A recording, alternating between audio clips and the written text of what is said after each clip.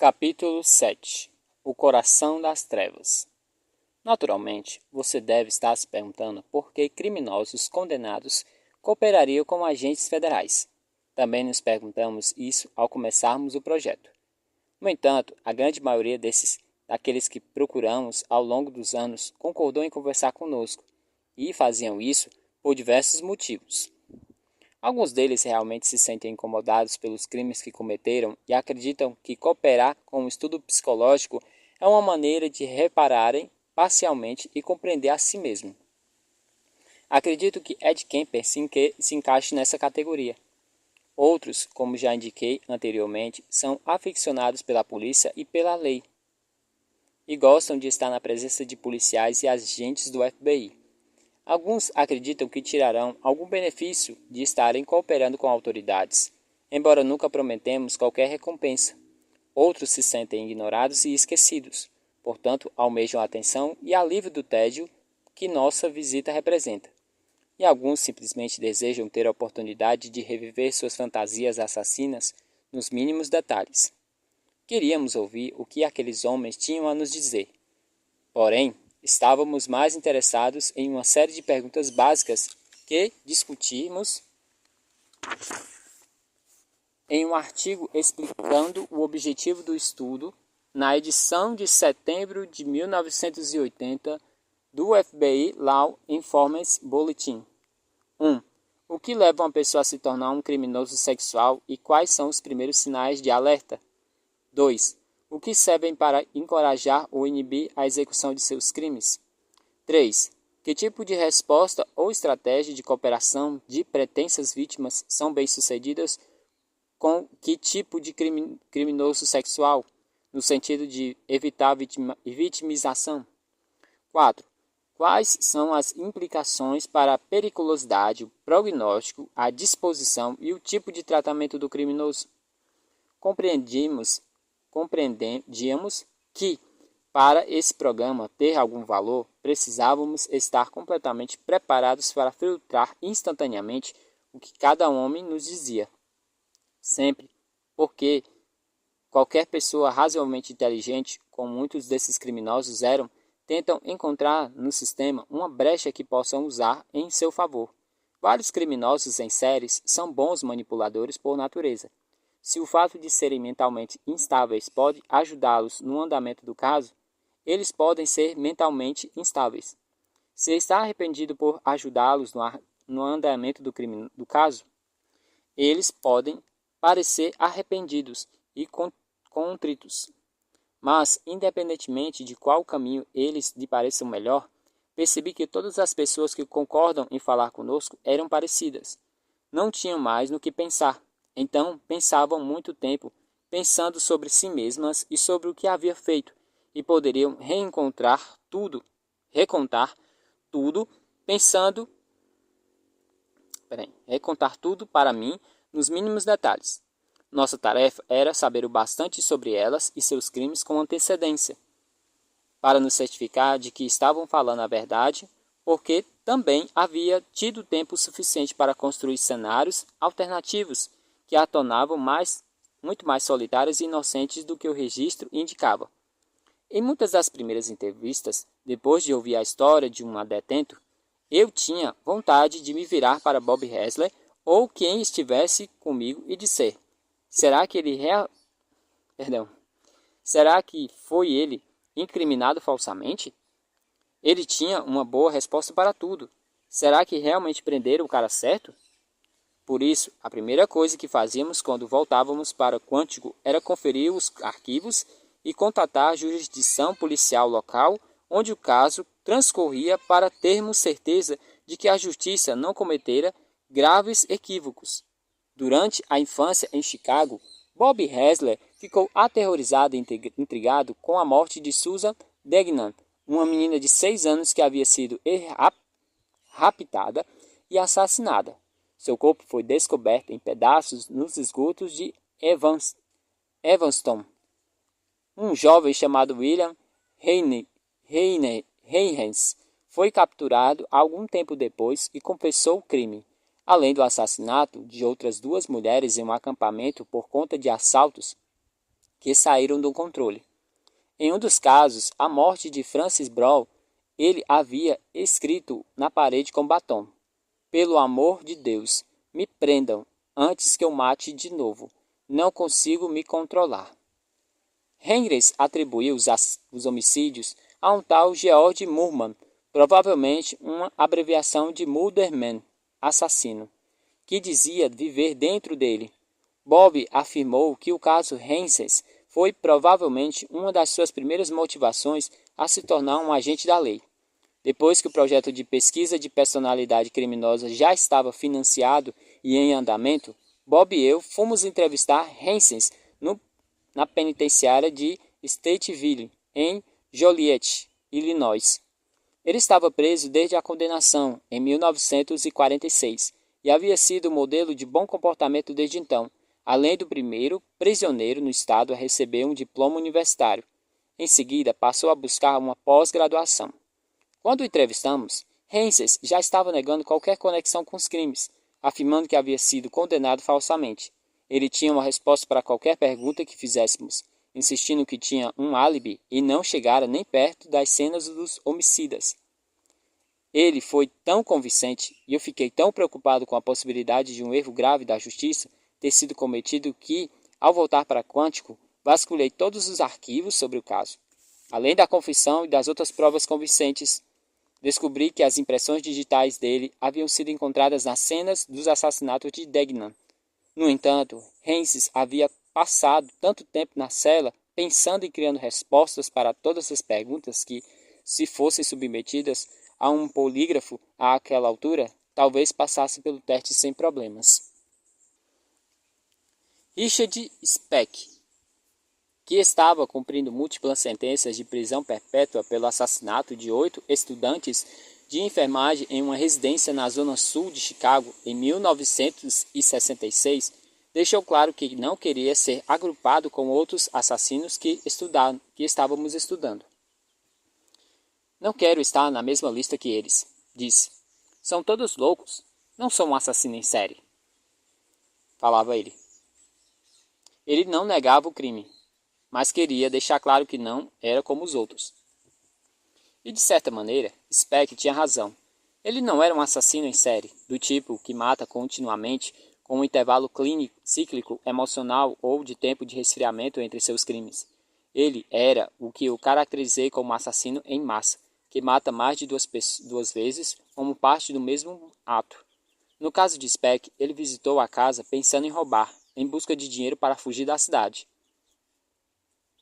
Quando Corazon Amurão, de 23 anos, abriu a porta, ele entrou à força com a pistola e a faca, dizendo que iria amarrá-lo junto com as suas 5 companheiras de apartamento e roubá-las. Guiou todas para dentro de um quarto. Durante a hora seguinte, outras 3 mulheres voltaram para casa, vindo de encontros românticos e de estudos na biblioteca. Depois que todas estavam em seu poder, Speck aparentemente mudou de ideia, embarcando em um frenesi de estupros, estrangulamentos, esfaqueamentos e entalhamentos. Amurão foi a única sobrevivente, encolhendo-se no canto, aterrorizada. Speck perdera a conta de quantas mulheres havia na casa. Depois que ele foi embora, ela foi até a sacada da casa, chamou por socorro, contou para a polícia sobre a tatuagem com as palavras "nascido para fazer o inferno" no antebraço do agressor. Richard Franklin Speck foi identificado pela tatuagem ao dar entrada em um hospital da região uma semana depois após uma tentativa fracassada de suicídio. Devido à brutalidade descarada de seu crime, Speck foi alvo de todo tipo de especulação por profissionais das áreas médicas e psicológicas. A princípio, anunciou-se que tinha um desequilíbrio genético, causado por um cromossomo masculino Y a mais, o que supostamente aumentava sua agressividade e seu comportamento antissocial. Essas tendências vêm e vão em certa regularidade. Há mais de 100 anos, os behavioristas da época usavam a frenologia, ou o estudo do formato do crânio, para prever características e habilidades mentais. Mais recentemente, acredita-se que o eletroencefalograma apresenta um padrão repetitivo de picos de 14 a 6. Era uma evidência de transtorno de personalidade grave. Ainda não se chegou a um consenso sobre a questão dos cromossomos XYY. Mas um fator indiscutível é que uma quantidade enorme de homens apresenta essa composição genética sem evidenciar qualquer agressividade ou comportamento antissocial fora do comum. Além disso, após um estudo detalhado, descobriu-se que não havia nada de anormal na composição genética de Richard Speck. Ele nem sequer tinha o cromossomo Y a mais. Speck, que mais tarde morreu na prisão em decorrência de um ataque cardíaco, não concordou em conversar conosco. O caso dele foi um dos poucos que nos fizeram entrar em contato com o diretor da prisão antes. Ele autorizou na saída, mas não achou uma boa ideia avisar Speck sobre a visita. Ao chegar lá, concordamos com o diretor. Conseguíamos ouvir os gritos e xingamentos dele, vindo de uma cela temporária para onde fora levado, a fim de que pudéssemos ver sua cela permanente. Os outros prisioneiros estavam enlouquecidos em solidariedade a ele. O diretor queria nos mostrar o tipo de pornografia que Speck mantinha em sua cela, mas ele protestava furiosamente por estarem violando seu espaço. Prisioneiros odeiam qualquer coisa que lembre uma revista. Suas celas são os últimos resquícios de privacidade que eles têm. Enquanto caminhávamos pelo pavilhão de 3 andares da cidade de Joliette, com janelas quebradas e pássaros voando na altura do teto, o diretor nos alertou que ficássemos perto do centro do corredor, para que os prisioneiros não nos atingissem com urina ou fezes. Ao notar que aquilo não nos levaria a lugar algum, sussurrei ao diretor que deveríamos continuar seguindo pelo corredor sem parar na cela de Speck. Se tivéssemos que seguir as diretrizes da entrevista em prática atualmente, talvez não conseguíssemos pegá-lo de surpresa, como pegamos. Na verdade, todo estudo de personalidade criminosa seria muito mais difícil de construir hoje em dia. Ao contrário de Kemper e Heinz, Speck não era exatamente um prisioneiro exemplar. Certa vez construiu um alambique era cachorro. Um alambique em miniatura improvisada e o escondeu atrás de uma gaveta falsa na mesa de madeira do guarda do pavilhão. O alambique produzia pouquíssimo álcool, mas foi o suficiente para emanar um cheiro e enlouquecer os guardas, que não conseguiam encontrar o aparato. Em outra ocasião, ele achou um pardal ferido que havia entrado por uma das janelas quebradas e guardou ele. Quando o pássaro ficou saudável o bastante para se levantar, ele amarrou um barbante em uma das suas patas e o treinou a se empolerar no seu ombro.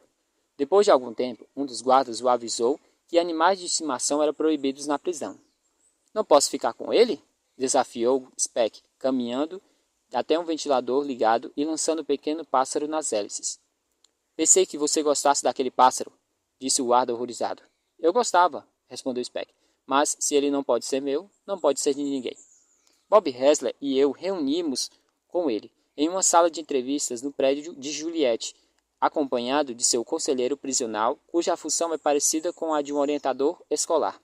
Como Manson, Speck escolheu a cabeceira da cadeira, sentando sobre um aparador para ficar mais alto do que nós. Comecei explicando o que queríamos fazer, mas se ele recusasse a falar conosco, preferindo reclamar sem parar sobre a merda do FBI do que queria vasculhar a cela dele. Quando olho para esses caras, sentados diante de nós, à mesa de uma sala de reunião de presídio, a primeira coisa que tento fazer é visualizar como seria sua aparência e como deveriam soar enquanto cometiam seus crimes. Eu me preparo com antecedência, com todos os arquivos sobre o crime, para saber o que cada um cometeu e do que são capazes. E o que é preciso fazer é projetar isso no indivíduo diante de mim. Qualquer interrogatório policial é um tipo de sedução. Cada um dos envolvidos tenta seduzir o outro para dar a ele o que quer. E é preciso avaliar cada indivíduo antes de decidir como abordá-lo. Indagação e julgamento moral não levam a lugar algum. "Como assim, seu monstro sádico? Você comeu meu braço?" É preciso decidir o que atingirá o indivíduo. Em alguns casos, como o de Kemper, você precisa ser sincero e direto, desde que o deixe claro que reconhece os fatos e que ele não pode enganá-lo. Com criminosos como Richard Speck, aprendi a assumir uma abordagem mais agressiva. Enquanto estávamos sentados naquela sala de reunião e Speck fazia questões de nos ignorar, decidi me direcionar ao conselheiro. Era um homem aberto e sociável, com experiência de amenizar hostilidades. Esses são algumas das qualidades que buscamos em negociadores de reféns. Começa a falar com Speck como se ele não estivesse na sala. Você sabe o que o cara fez? Ele matou 8 bocetas. Em algumas daquelas bocetas eram bem bonitinhas. Ele nos privou de 8 gostosas. Acha que isso é justo? Bob fica visivelmente desconfortável com isso. Ele não quer se rebaixar a nível de assassino e não acha certo caçoar dos mortos. É claro que concordo com ele, mas, em situações como essa, acho que deveríamos fazer o que é preciso. O conselheiro me responde no mesmo tom, e passamos a conversar assim. Soaríamos como moleques no vestiário do colégio se não estivéssemos falando sobre vítimas de homicídio, o que muda o tom do imaturo para grotesco. Speck nos ouve por algum minuto. Depois balança a cabeça e dá uma risadinha e diz: Vocês são loucos do caralho. Acha que a linha que nos separa é muito tênue. A partir dessa abertura, volto-me para ele. Como diabos conseguiu foder 8 mulheres ao mesmo tempo? O que você toma no café da manhã? Ele nos encara como se fôssemos 2 otários. Não comi todas elas. Elas enxergaram a história. Só comi uma. A do sofá? Pergunto. É. Por mais rude e asqueroso que possa parecer, nossa conversa começa a nos revelar uma coisa. Primeiramente, embora ele seja hostil e agressivo, a imagem que tem de si mesmo não é de um sujeito muito machão. Ele sabe que nunca conseguiu controlar todas as mulheres ao mesmo tempo. É um oportunista. Estrupou uma delas por nada. E pelas fotos da cena do crime, sabemos que a que ele escolheu estava deitada com o rosto enfiado no sofá. Já era o corpo despersonalizado para ele. Speck não precisou estabelecer um pensador sofisticado e organizado. Speck não precisou estabelecer nenhum contato humano com ela. Também dá para notar que ele não é um pensador sofisticado e organizado. Não é tão difícil um roubo simples e bem-sucedido sair do controle e se transformar em um homicídio em massa. Ele admite que não assassinou as mulheres em um frenesi sexual, mas para que elas não pudessem identificá-los. Enquanto as jovens enfermeiras chegavam em casa, ele guardava uma em um quarto e a outra no armário, como se estivessem guardando cavalos em curral. Não tinha a menor ideia de como lidar com a situação. O interessante é que ele afirma que o que o levou ao hospital e ser capturado não representava uma tentativa de suicídio, mas o resultado de uma briga de bar. Sem necessariamente entender muito bem a importância do que está dizendo, ele nos revela que quer ser visto como um machão, nascido para fazer o inferno, e não um fracassado patético cuja única alternativa era se matar. Porém, enquanto ouso, começo a remoer toda essa informação na cabeça. Isso não me revela apenas coisas como Spike, mas também sobre esse tipo de crime. Em outras palavras, quando me deparar com situações semelhantes no futuro, compreenderei melhor o tipo de indivíduo responsável. E esse era o nosso objetivo principal do programa, é claro. Enquanto processávamos os dados do estudo e eu tentava evitar os jargões acadêmicos e psicológicos e me concentrar em conceitos bem definidos que poderiam ser úteis a agentes da lei. Talvez seja intelectualmente interessante dizer a um detetive local que ele está atrás de um suspeito com esquizofrenia paranoide, mas isso não lhe oferece nada de muito útil para a captura de um indivíduo. Uma das principais distinções que criamos tinha a ver com um criminoso ser organizado ou desorganizado, ou demonstrar um padrão variado. Pessoas como Spake estavam começando a nos apresentar um padrão de crime desorganizado. Spake nos disse que teve uma infância muito problemática. A única vez que senti que havíamos tocado numa ferida aberta foi quando falamos sobre sua família. Aos 20 anos, ele já havia sido preso quase 40 vezes e se casado com uma menina de 15 anos, com quem teve um filho. Ele a deixou 5 anos depois, irritado e amargurado, e nos disse que só não a matou por acaso, mas assassinou muitas outras mulheres, incluindo uma garçonete, em um pé sujo que rejeitara suas investidas. Ele também assaltou e violentou uma senhora de 65 anos poucos meses antes de matar as enfermeiras. Em outra situação parecida, o estupro brutal de uma mulher mais velha nos sugeria um homem mais novo, talvez até um adolescente, sem muitas experiências, confiança ou sofisticação. Spike tinha 26 anos quando cometeu o estupro. À medida que a idade do criminoso aumenta na equação, sua sofisticação e autoconfiança são proporcionalmente reduzidas. Esse foi certamente a impressão que tive de Richard Spike, embora já estivesse com 26 anos. Seu nível comportamental era de alguém no fim da adolescência, mesmo para um criminoso. O diretor queria nos mostrar uma última coisa antes de irmos embora. Como em outras prisões, havia um experimento em andamento de Joliet para saber se as cores de tom pastel eram capazes de reduzir a agressividade. Havia um tanto da teoria acadêmica por trás disso. Muitos, mesmo campeões de alterofilismo da polícia não conseguiu levantar a mesma quantidade de peso nessas salas cor-de-rosa e amarela, conforme foi contestado. Então o diretor nos leva até uma sala no fundo do pavilhão e diz: a cor tinta rosa supostamente acaba com a agressividade de um criminoso violento, e, quando o colocamos em uma sala assim, ele deveria ficar mais calmo e passivo. Olhe lá dentro, Douglas, e me diga o que você vê. Vejo que não há muita tinta na parede. Observa. Exatamente, responde ele. A questão é que os caras não gostam muito dessas cores. Eles estão descascando a tinta da parede e comendo. Jerry Brudos tinha um fetiche por sapatos. Se fosse apenas isso, não haveria problema algum.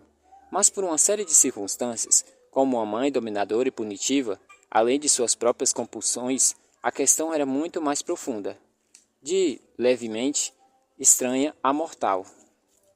Jeremy Henry Brudos nasceu em Dakota do Sul em 1939 e cresceu em Califórnia. Aos 5 anos, encontrou um par de sapatos salto alto, brilhantes em um lixão.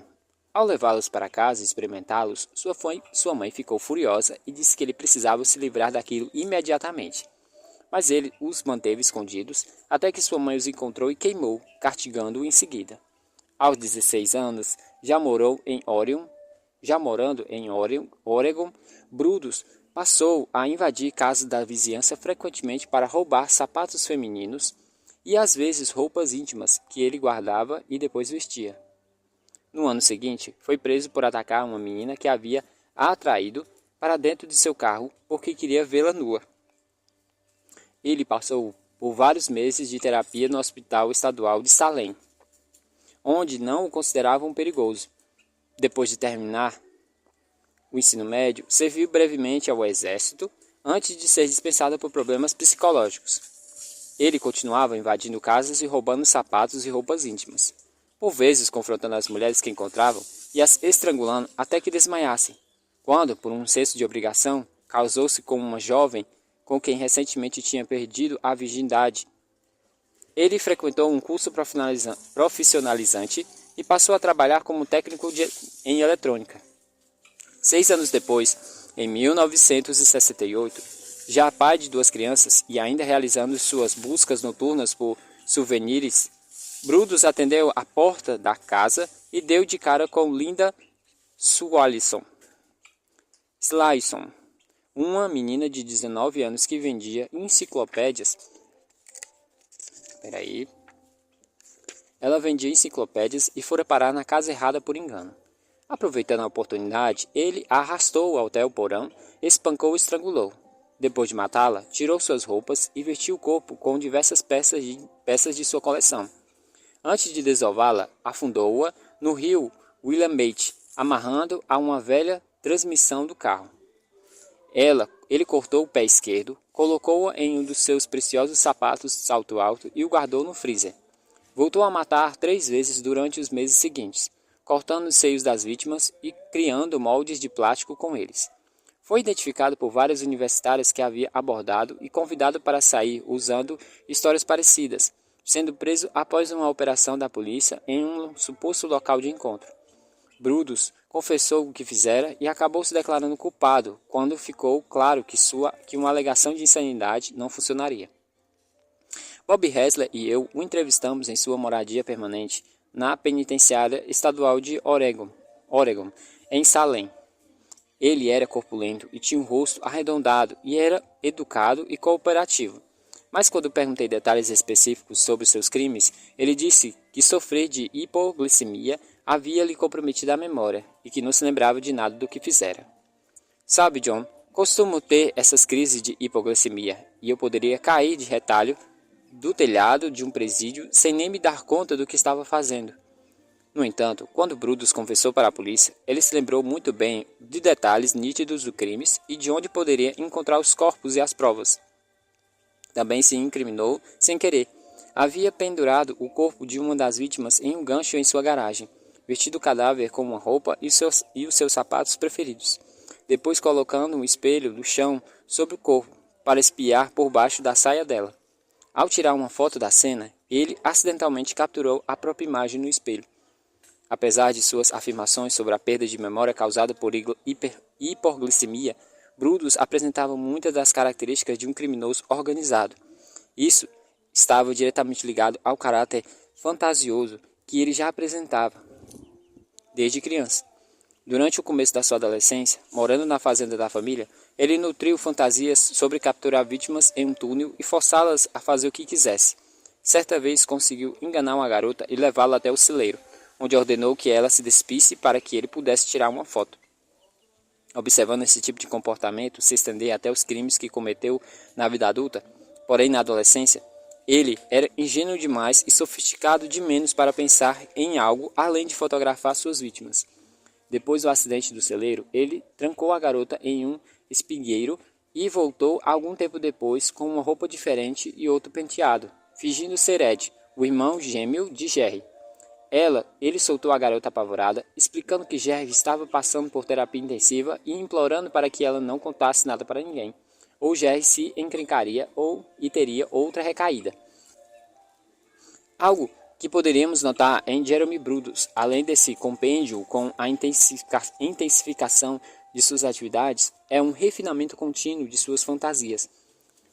Essa foi uma descoberta muito significativa do que qualquer coisa que ele pudesse ter nos dito diretamente. Embora criminosos como Kemper e Brutus sejam muito diferentes em termos de objetivo e modus operandi, identificamos em ambos e em muitos outros criminosos uma obsessão com detalhes e um aperfeiçoamento. Aperfeiçoamento deles de um crime para o outro e de um nível de atividade para o outro. As vítimas preferidas de Kemper eram belas universitárias, que ele relacionava mentalmente à sua própria mãe. Brutus, menos sofisticado e inteligente, se contentava com vítimas ocasionais, mas ele nutria a mesma obsessão por detalhes, uma obsessão que consumiu a vida dos dois homens. Durante a vida adulta, Brutus forçou sua esposa, Darcy, a vestir roupas fetichistas e a se sujeitar a seus rituais fotográficos, ainda que fosse uma mulher heterossexual e sem propensão a aventuras, que não se sentia à vontade com a situação e morria de medo do marido. Ele nutria fantasias elaboradas de construir uma câmara de tortura, mas precisou se contentar com sua garagem. Mantinha um freezer trancado dentro dela, e no qual guardava os pedaços de seus corpos preferidos. Quando Darcy foi preparar carne para o jantar, precisava avisar a Jerry o que queria, para que ele lhe trouxesse. Ela costumava reclamar com seus amigos que seria muito mais fácil se pudesse abrir o freezer e colher o corte de carne que quisesse. No entanto, apesar da sua inconveniência, ela não achou isso estranho bastante para fazer uma queixa policial. Ou talvez tenha achado, mas ficou com medo de agir.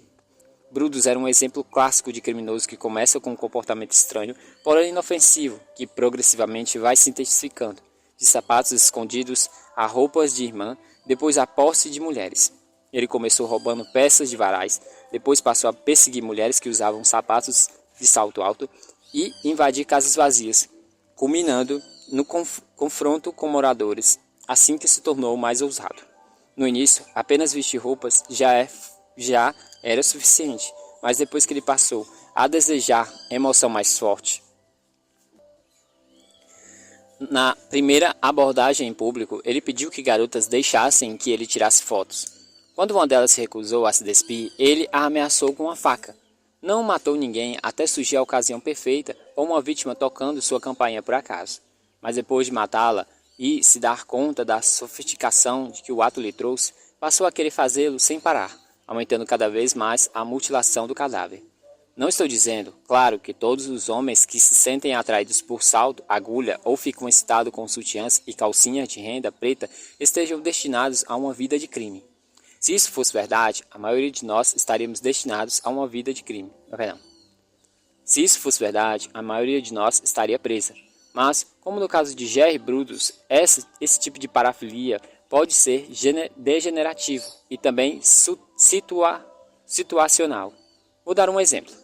Há algum tempo, perto de onde eu moro, o diretor de uma escola de ensino fundamental aparentemente sentia atração por pés de criança. Ele costumava praticar jogo com alunos, vendo quanto tempo conseguia fazer cócega nos pés e dedinhos.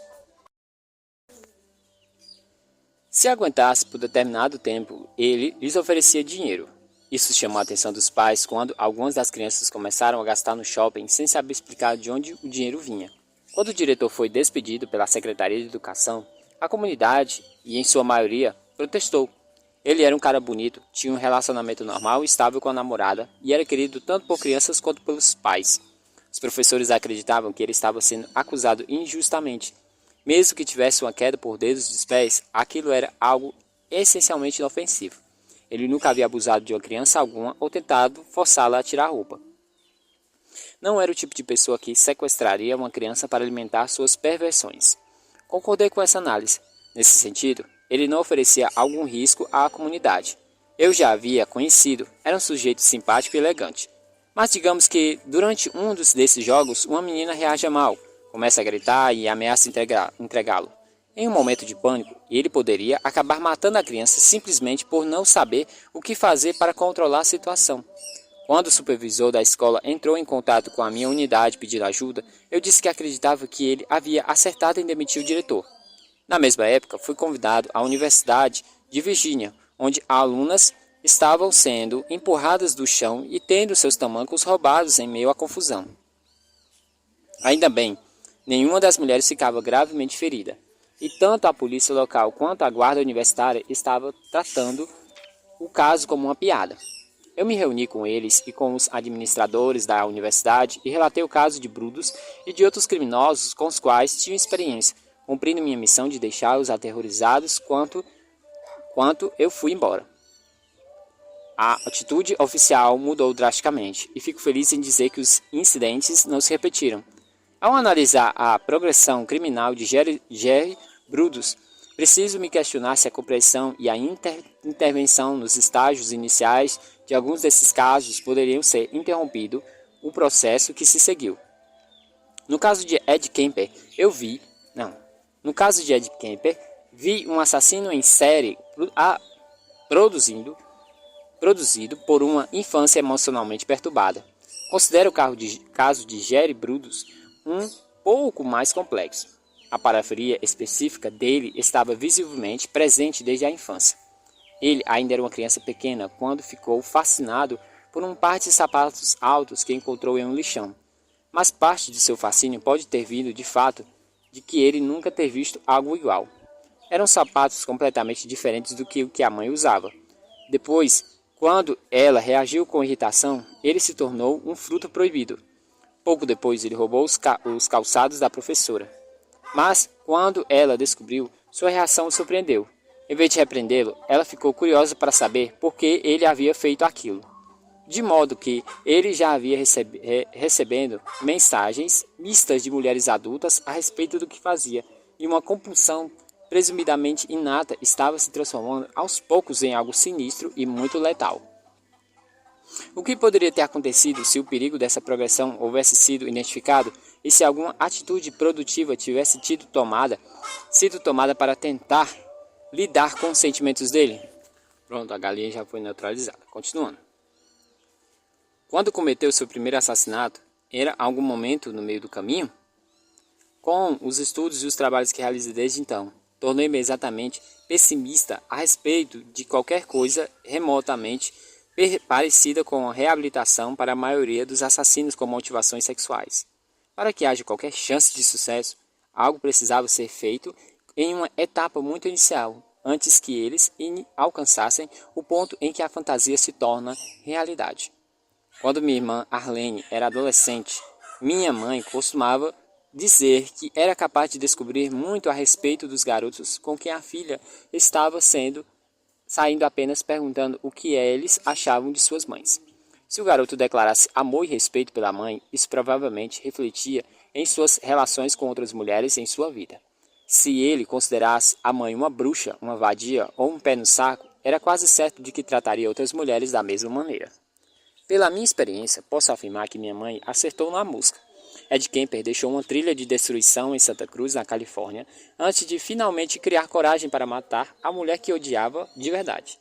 Monte Hissel, que estuprou e assassinou 5 mulheres durante a adolescência em Alexandria, na Virgínia, disse-nos que, se pudesse ter ficado com seu pai em vez da mãe, quando o casamento completamente perturbado deles foi por água abaixo, imaginava que teria se tornado um advogado e não estaria cumprindo prisão perpétua na penitenciária de Richmond, onde o entrevistamos. A partir do caso do Monte Ralph Hissel, fomos capazes de juntar mais peças do quebra-cabeça. Com 7 anos, Monte era o mais novo de 3 filhos à época do divórcio, e sua mãe os tirou de onde moravam e o levou para a Califórnia, onde se casou novamente. Passou a maior parte do tempo sozinha com o novo marido e deixando os filhos quase sem supervisão de adultos. Monte começou a se meter em confusão cedo, pichando frases obscenas na escola, depois usando drogas e atirando em um primo com uma espingarda de chumbinho após uma discussão. Ele afirmou que havia recebido a espingarda do seu padrasto, que, depois de um acidente impulsivo, destruiu a arma e golpeou o menino diversas vezes com um cano. Quando Monte tinha 12 anos, o segundo casamento da sua mãe, Tim, também se desfez, e a família voltou para a Virgínia. Monte nos disse que acreditava que ele e sua irmã eram os responsáveis pelo divórcio. Daquele momento em diante, sua carreira de crime se intensificou. Dirigir sem carteira, assaltos, roubo a carros e, por fim, estupro. Sua transição para assassinatos foi muito instrutiva. Ainda nos últimos anos da escola, ele estava solto em condicional e tinha um acompanhamento psiquiátrico para ficar em liberdade quando recebeu uma carta de sua namorada. Durante os anos da escola, ela era um ano à sua frente e agora estava na faculdade. A carta informava que o relacionamento havia acabado. Ele entrou imediatamente no carro e dirigiu até a faculdade, onde viu a garota com um novo namorado. Em vez de ter alguma reação patética e descontar raiva na pessoa que a causou, ele voltou para Alexandria, fortificou-se com um pouco de cerveja e maconha, depois passou horas sentado no carro no estacionamento do seu prédio, ruminando o ódio. Ele continuava no carro estacionado por volta das 2 ou 3 da manhã, quando outro veículo apareceu, com uma mulher sozinha ao volante. No calor do momento, Hissel decidiu recuperar o que acabara de perder. Aproximou-se do carro, apontou uma arma para ela e forçou a segui-la até uma área isolada próximo ao complexo residencial. Ao narrar suas ações para Bob Hessler e para mim, Hissel permaneceu calmo, ponderado e preciso. Eu tinha conferido seu QI com antecedência e descoberto que estava acima de 120. Para ser sincero, não detectei muito remorso ou arrependimento, exceto pelos poucos criminosos com que se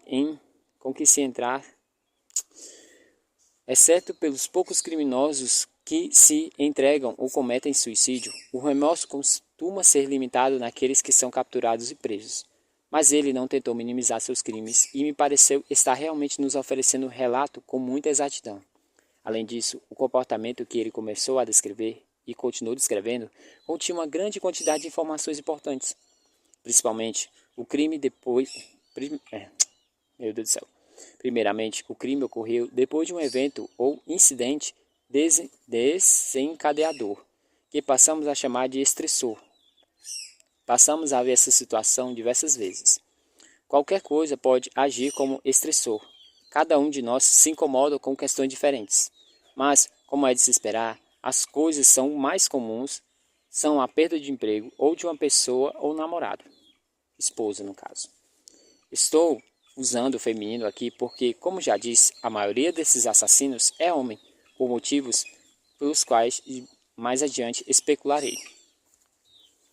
Pelo estudo de pessoas como Monte e Cell, descobrimos que esses estressores estão tão atrelados à dinâmica dos assassinatos em séries que, ao vermos certas circunstâncias em uma cena de crime, conseguimos prever com segurança qual foi o estressor naquele caso em particular. No caso investigado por Judy Ray no Alasca, que mencionei no capítulo 4, o time e os detalhes do triplo homicídio de uma mulher e suas duas filhas jovens levou Judy a prever que o assassino havia perdido a namorada e o emprego. Ambos os traumas haviam ocorrido. Na verdade, a namorada do sujeito o havia trocado pelo chefe dele, que o demitira para tirá-lo do caminho. Da mesma forma, na noite em que Monte Rissel vê uma garota com um colega de faculdade, ele comete seu primeiro assassinato. Isso porque, por si só, já é um significativo. Mas a maneira e o motivo pelas quais o crime ocorreu revela ainda mais. Por acaso, sua vítima era uma prostituta, o que significava duas coisas. Ela não teria o mesmo medo de fazer sexo com um estranho que alguém que fora da profissão teria. E mesmo que estivesse assustada, ela provavelmente teria um ótimo instinto de sobrevivência. Portanto, quando ele fica sozinho com ela e se torna claro que sua intenção é estuprá-la, a vítima tenta desmontar a situação, levantando a saia e perguntando ao agressor se ele gosta e qual é a posição sexual que ele quer que ela assuma. Ele me perguntou como eu queria, diz ele. Ela me perguntou como eu queria, diz ele. Mas, em vez de deixá-lo mais gentil ou sensível, esse comportamento apenas o enfureceu. Era como se aquela piranha estivesse tentando tomar o controle. Aparentemente, ele fingiu 2 ou 3 orgasmos para amansá-lo. Misericórdia, gente. Aparentemente, ela fingiu 2 ou 3 orgasmos para amansá-lo, mas isso só piorou a situação. Se ela era capaz de gostar do estupro, isso apenas reforçava a sensação de que todas as mulheres são putas. Para ele, era como se ela estivesse se despersonificando, e a partir disso foi fácil de pensar em matá-la. Em contrapartida, ele soltou outra vítima para dizer que disse estar cuidando do pai, que sofria de câncer. O irmão de Rissel também tivera câncer e por isso ele se identificou com a mulher. Ela se personificou para ele, ao contrário da prostituta ou da jovem enfermeira que Richard Speck atacou enquanto estava deitada com o rosto para baixo do sofá. Isso mostra por que é tão difícil oferecer conselhos gerais sobre o que fazer em uma situação de estupro. Dependendo da personalidade do estuprador e de sua motivação para cometer o crime, a melhor coisa a se fazer pode ser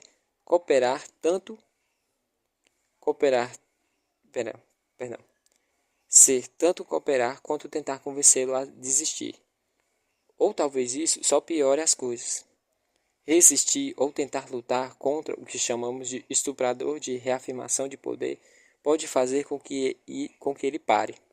Resistir a um estuprador de excitação de raiva quando a vítima não é forte ou rápida o bastante para se livrar dele pode levar à morte da vítima.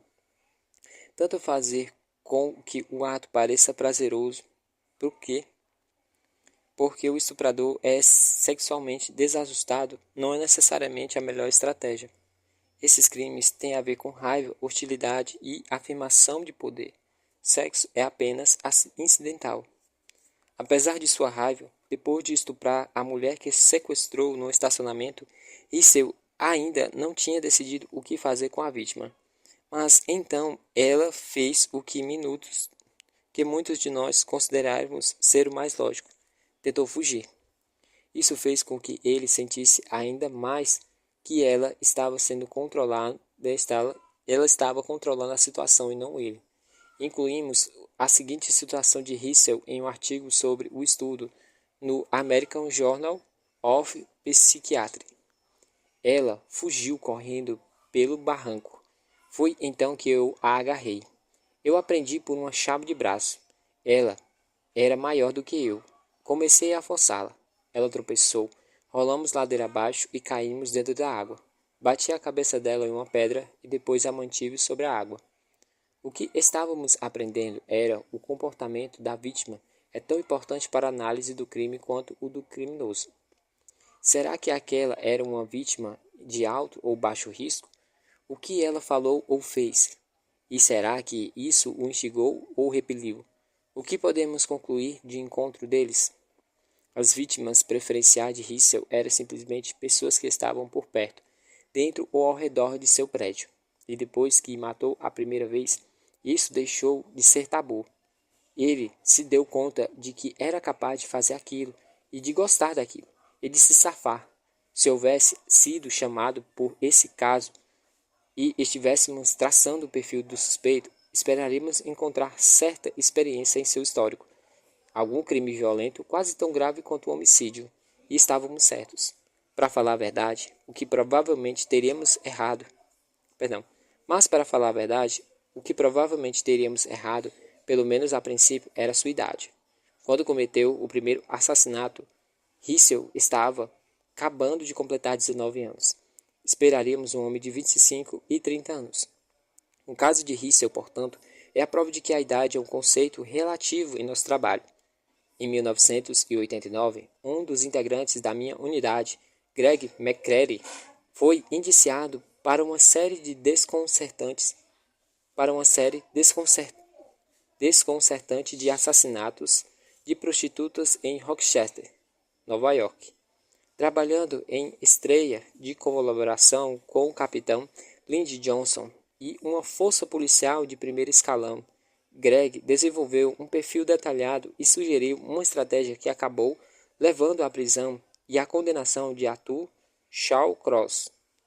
Quando revisamos o perfil mais tarde, descobrimos que Greg acertara quase tudo: raça, personalidade, tipo de emprego, vida familiar, carro, hobbies, familiaridade com a região, relacionamento com a polícia, praticamente tudo, exceto a idade.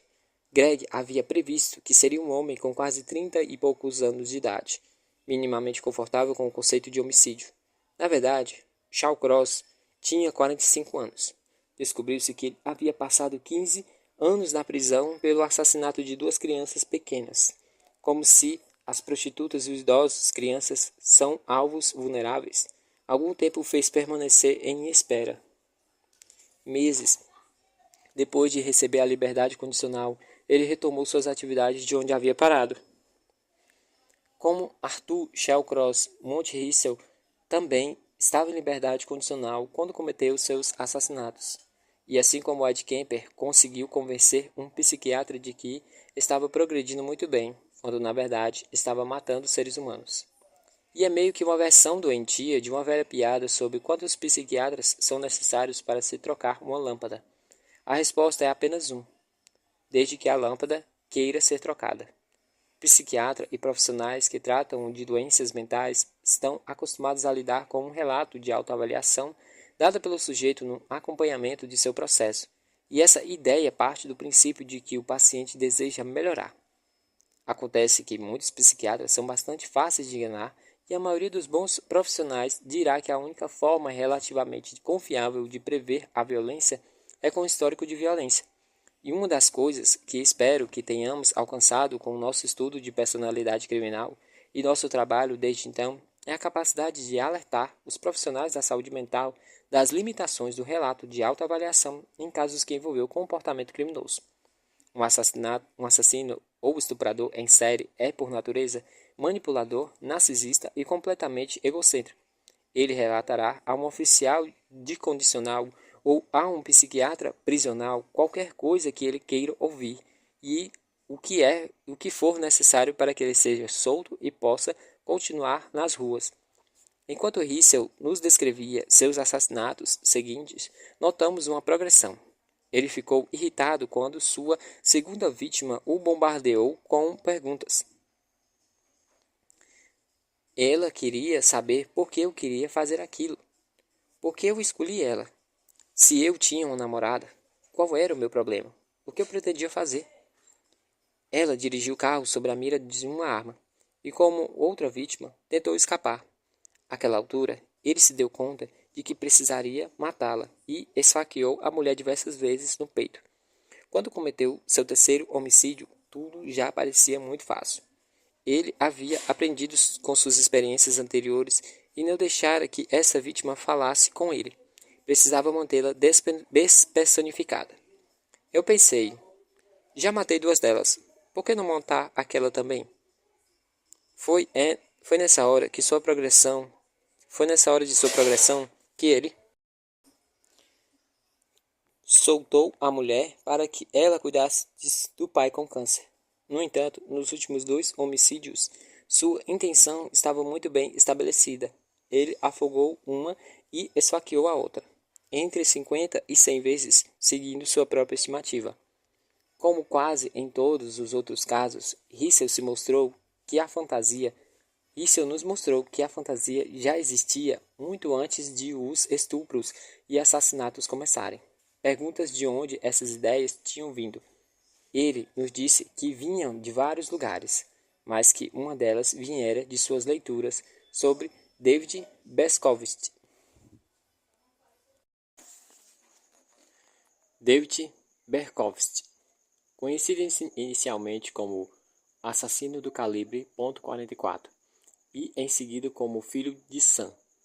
Quando começou a mandar cartas para os jornais durante seu reino de terror em Nova York, tinha mais a personalidade de um homicida do que propriamente a de um típico assassino em série. Durante quase um ano exato, entre junho de 1976 e junho de 1977, seis jovens homens e mulheres foram mortos e outros feridos, todos em pontos de encontro românticos e baleados em seus carros com um poderoso revólver. Como vários assassinos em série, Berkowitz era adotado, algo que só foi descobrir quando estava no exército. Ele queria ter sido enviado para o Vietnã, mas acabou na Coreia, onde teve sua primeira relação sexual com uma prostituta e contraiu gonorreia. Ao deixar o exército e voltar para Nova York, passou a procurar sua mãe biológica que morava com a filha, a irmã de David, em Long Beach, Long Island. Para sua surpresa e seu horror, elas não queriam saber dele. Era tímido, inseguro, agressivo e estava se tornando um assassino em potencial. Aprendera a atirar no exército, viajou para o Texas e comprou um Charter Arm Bulldog, um revólver calibre .44, grande e poderoso, que fez com que ele se sentisse maior e mais poderoso. Foi até os lixões de Nova York e treinou com sua arma, atingindo pequenos alvos até aprender a atirar bem. E então passou a atuar como um funcionário subordinado dos Correios durante o dia e um caçador durante a noite. Entrevistando Berkowitz na prisão estadual de Attica, onde ele cumprira pena entre 25 anos e a prisão perpétua por cada um de seus 6 homicídios, depois de se declarar culpado, embora mais tarde tenha negado seus crimes. Ele sofrera um ataque quase letal na prisão em 1979, quando seu pescoço foi cortado por trás. Precisou levar 56 pontos e seu agressor nunca foi identificado. Por isso, fomos vê-lo sem aviso prévio, pois não queríamos comprometer ainda mais com a sua segurança. Com a ajuda do diretor da prisão, havíamos preenchido boa parte do nosso questionário anteriormente, então estávamos bem preparados. Para aquele encontro especial, levei alguns recursos visuais. Como já disse, meu pai havia trabalhado como gráfico em Nova York e também era presidente do sindicato de topógrafos de Long Island, onde ele me arranjou alguns tabloides que anunciavam as façanhas do filho Sam em manchetes em letras garrafais. Pego o Daily News de Nova York, depois passo para ele sobre a mesa e digo: David, Daqui a 100 anos, ninguém se lembrará de Bob Hazlett e John Douglas, mas todos se lembrarão do filho de Sam. Na verdade, agora mesmo há um caso em Wichita, Kansas, em que um cara que matou cerca de meia dúzia de mulheres e chama a si mesmo de estrangulador BTK. E, sabe, ele anda escrevendo cartas e falando sobre você nela. Ele cita David Berkowitz, o filho de Sam. Quer ser como você, porque você tem esse poder. Não ficaria surpreso se ele escrevesse para você aqui na prisão? Berkowitz não era exatamente um cara carismático e estava sempre à procura de um pouco de reconhecimento e realização pessoal. Ele tinha olhos azuis claros, que sempre tentavam detectar se alguém estava genuinamente interessado ou apenas caçoando dele. Depois de ouvir o que eu tinha a dizer, seus olhos brilharam. Acontece que você nunca tem a oportunidade de testemunhar no tribunal, continuou. E é por isso, tudo que as pessoas sabem sobre você é que você é um cara mal pra cacete. Mas com essas entrevistas, sabemos que deve existir um lado sensível que foi afetado por sua história de vida, e queremos que você tenha a oportunidade de nos contar isso. Ele não demonstra muita emoção, mas fala conosco de maneira um pouco hesitante. Admite que iniciou mais de 2.000 incêndios na região do Brooklyn e do Queens, documentando-os meticulosamente em seu diário. E um dos traços que o aproximara de uma personalidade criminosa. Ele é um bicho do mato que se entrega a escritas obsessivas de diário. Perdão. Ai, meu Deus. Outro traço é que ele não quer contato físico nem algum com a vítima. Não é um estuprador nem um fetichista. Não está à procura de souvenirs. Se está sentindo prazer sexual com isso, é apenas pelo fato de disparar sua arma. Os incêndios que causou em geral representavam apenas inconvenientes, como em latas de lixos e prédios abandonados. Como muitos incêndios, ele se masturbava enquanto assistia às chamas. Depois voltava a se masturbar quando os bombeiros chegavam para apagá-las. O ato de provocar incêndios também acompanhava outros dois elementos da tríade homicida: urinar na cama e cometer crueldade contra animais. Sempre considerei as entrevistas prisionais como uma espécie de garimpo. Grande parte do que a gente recolhe são pedrinhas sem valor. Mas, se conseguirmos uma verdadeira pepita de ouro, o esforço está valendo a pena. E foi com certeza o que aconteceu com o caso de David Berkowitz. O que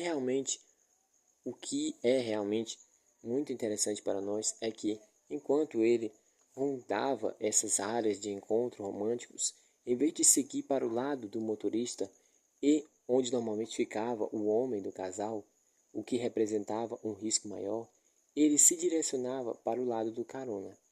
Isso indica que, ao atirar no veículo com uma postura típica de policial, seu ódio e sua raiva estavam voltados para a mulher.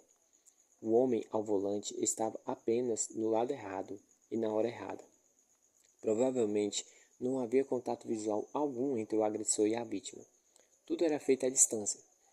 Ele conseguia possuir a mulher que estava em suas fantasias sem nunca precisar personificá-la. Igualmente interessante, outra pepita dourada que se tornou parte do nosso reconhecimento geral sobre assassinos em séries é o fato de Berkowitz nunca ter dito que suas caçadas eram noturnas.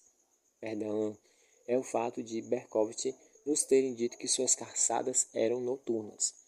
Quando ele não conseguia encontrar uma vítima ocasional que estivesse no lugar errado e na hora errada, rondava por áreas onde havia sido bem-sucedido em oportunidades anteriores. Regressava a uma cena do crime. Muitos dos outros voltavam para locais de desova dos corpos, ou para túmulos de uma das vítimas, e rolava simbolicamente na terra para reviver aquela fantasia diversas vezes. Trata-se do mesmo motivo que leva outros assassinos em séries a tirar fotos ou filmar os próprios corpos. Depois que a vítima está morta e o seu corpo já foi desovado, eles querem reviver a emoção, continuar representando a fantasia, repetindo o ato continuamente. Berkowitz não precisava de joias, de roupas íntimas, de pedaços de corpos, nem de qualquer outro souvenir. Ele nos relatou que revisitar o local já era o bastante. Voltava para casa, se masturbava e revivia a fantasia. Essa informação foi muito útil para nós. Agentes da lei sempre haviam especulado que assassinos voltavam às cenas do crime, mas não conseguiam provar nada ou explicar por que exatamente eles faziam isso. Estudando sujeitos como Berkowitz, começamos a descobrir que estávamos certos, mas talvez não pelas razões que suspeitávamos. O remorso certamente pode ser uma das motivações de retorno, mas Berkowitz nos mostrou que é possivelmente existe outras. Quando compreendemos por que um determinado tipo de criminoso pode revisitar uma cena de crime, conseguimos começar a planejar estratégias para lidar com ele. O nome Filho de Sam veio de bilhetes toscamente escritos, endereçados ao capitão da polícia Joseph Borelli, que mais tarde se tornou chefe de detetives do Departamento de Polícia de Nova York. O bilhete foi encontrado perto do carro das vítimas Alexander Esau e Valentina Suriani, em Bronx. Como as outras vítimas, ambos foram mortos com tiros a queima-roupa. O bilhete dizia: "Estou profundamente magoado com você por me chamar de odiador de mulheres. Não sou, mas sou um monstro. Sou o filho de Sam. Sou um pestinha. Quando o pai Sam fica bêbado, ele fica malvado. Ele bate na família. Às vezes ele me amarra nos fundos da casa. Outras vezes ele me tranca na garagem. Sam adora beber sangue. Sai e mate, ordena o pai Sam. Algumas jazem atrás na nossa casa. A maioria jovens, estupradas e abatidas. Seu sangue drenado. Agora apenas ossos. Papai Sam também me mantém trancado no sótão. Não posso sair, mas olho pela janela do sótão e vejo o mundo girar. Me sinto como um forasteiro. Estou em uma frequência diferente de todos os outros, programado para matar.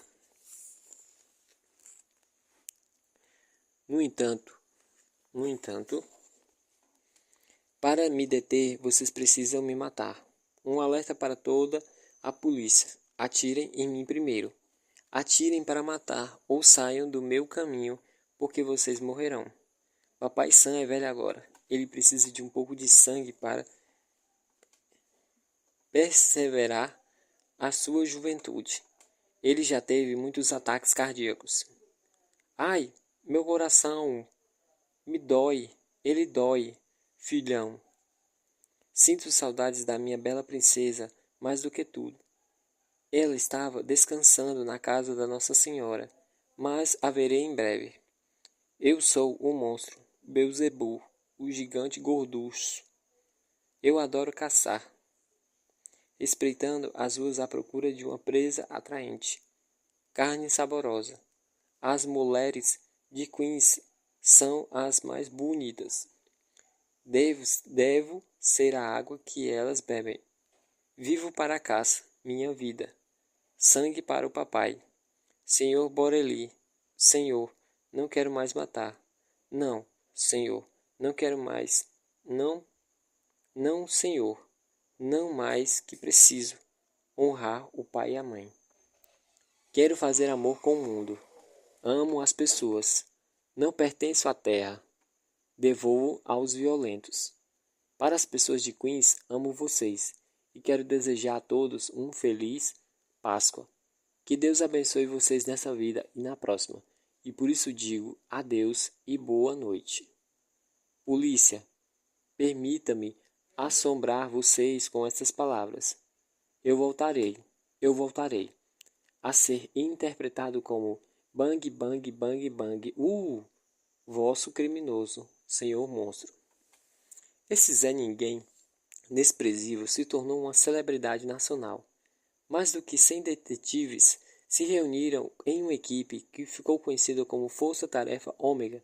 Suas comunicações desviradas e delirantes continuaram, incluindo cartas para jornais e jornalistas como o colunista Jimmy Breslin. A cidade estava aterrorizada. Ele nos disse que ficava muito excitado na agência de correios, ouvindo as pessoas falarem do filho Sam, sem saber que ele estava ali, presente no mesmo lugar. O ataque seguinte ocorreu em Based, Queens, mas tanto o homem quanto a mulher sobreviveram. 5 dias depois, um casal de Brooklyn não teve a mesma sorte.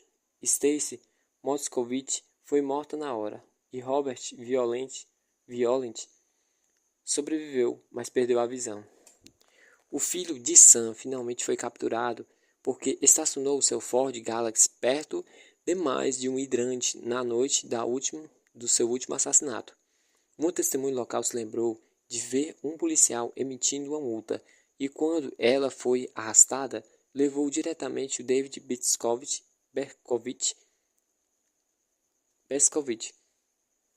Ao ser confrontado pela polícia, ele apenas disse: "Bem, vocês me pegaram." Depois de preso, Beskovich explicou que Sam era uma referência ao vizinho, Sam Carr, cujo labrador preto, Harvey, aparentemente era um demônio de 3.000 anos que ordenava David a matar. Ele chegou, inclusive, a atirar no cachorro com uma pistola calibre 22. Mas o animal sobreviveu. David foi instantaneamente diagnosticado com esquizofrenia por boa parte da comunidade psiquiátrica e várias interpretações diferentes foram dadas às suas diversas cartas. Aparentemente, a bela princesa da carta da sua última... Aparentemente, a bela princesa da primeira carta era uma das suas vítimas, Dona Lauria, cuja alma Sam prometera para ele depois que fosse morta.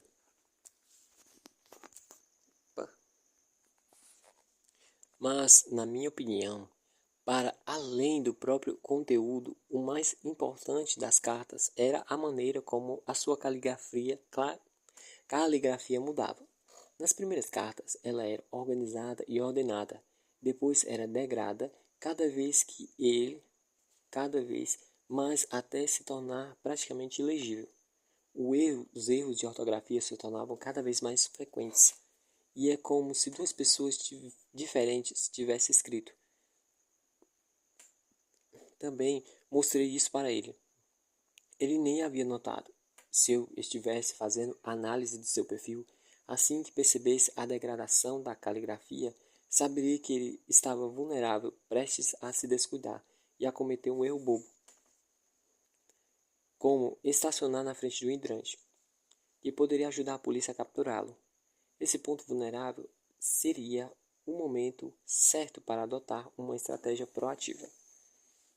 Acredito que o motivo que levou Beskovich a se abrir para nós foi a extensa pesquisa que fizemos sobre o caso. Bem no começo da entrevista, chegamos ao assunto do cachorro de 3.000 anos que levou a cometer os crimes. A comunidade psiquiátrica havia aceitado a história sem questionar e acreditar que ele explicara suas motivações. Mas eu sabia que essa história só havia sugerido depois da prisão. Era a saída dele. Portanto, quando começou a tagarelar sobre o cachorro, respondi apenas: "Ah, David, pare com esse papo furado. O cachorro não teve nada a ver com isso." Ele sorriu e acenou com a cabeça, admitindo que eu estava certo. Havíamos lido várias dissertações psicológicas, longas a respeito das cartas. Uma delas o comparava ao personagem Jerry na peça A História do Jardim Zoológico, de Edward Albee. Outra tentativa decifrar sua psicopatologia analisando a escrita palavra por palavra. Mas David arriscava jogar bolas curvas para todos os lados, que tentava rebater, mas errava. A verdade é que David Beskovich estava com raiva da maneira como fora tratado pela mãe e por outras mulheres na vida, e se sentia desajustado perto delas. Sua fantasia de possuí-las desabrochou uma realidade mortal. Para nós, a importância estava nos detalhes.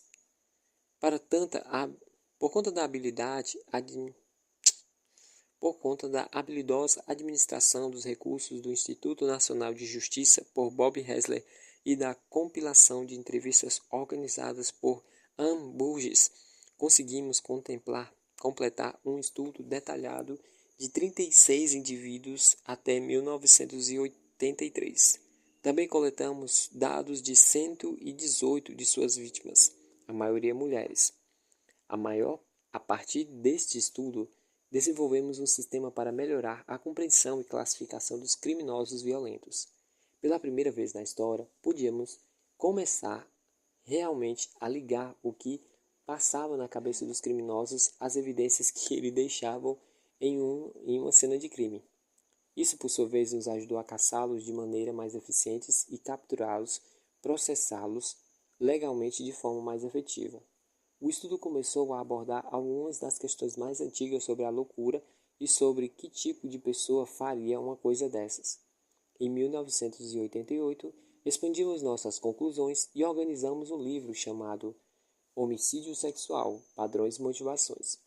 No momento em que escrevo isso, o livro está em sua 7ª edição norte-americana, mas independentemente de quanto aprendemos, como admitimos na conclusão do livro, esse estudo gera muito mais pergunta do que resposta. A jornada para o interior da mente do criminoso violento ainda é algo a ser desbravado continuamente. Assassinos em série são, por definição, assassinos bem-sucedidos, que aprenderam com sua própria experiência. Precisamos apenas ter certeza de que estamos aprendendo mais rápido do que eles.